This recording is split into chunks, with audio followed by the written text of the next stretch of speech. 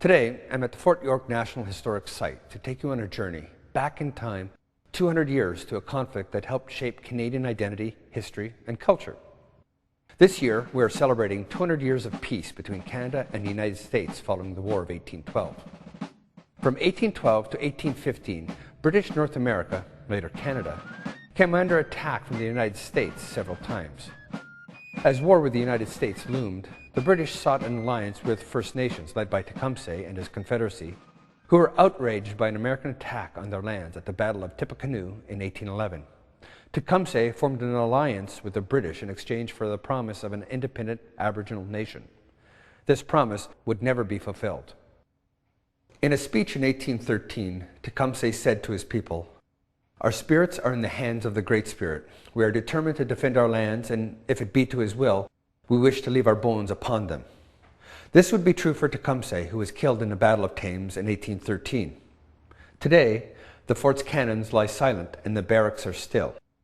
But in 1813, this spot was rocked by the Battle of York, during which as many as 220 Aboriginal warriors fought against the American invasion on the capital of Upper Canada. Chippewa and Mississauga Aboriginals were the first to engage battle when the larger American force landed. The British abandoned the sieged fort, but not before setting a powder magazine alight in a massive explosion that killed over 200 Americans. Many Aboriginal warriors were killed and wounded in the Battle of York, including 2 chiefs. As in the Battle of York, the War of 1812 overall was very costly for First Nations.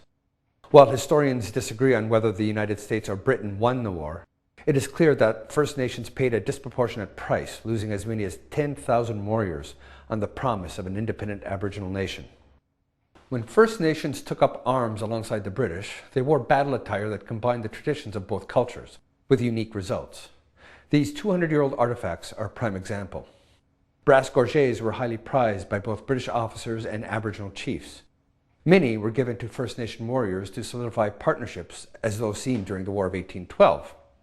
First Nations routinely modified European objects to meet their own cultural needs, and the gorget was no exception. As you can see, this fragment has been cut from a much larger brass gorget and turned into a new item uniquely suited to its First Nations owner.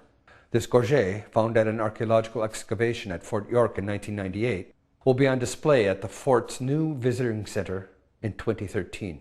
The Bicentennial of the War of 1812 is coming. How will you remember? This message has been brought to you by Fort York National Historic Site and the Historica Dominion Institute.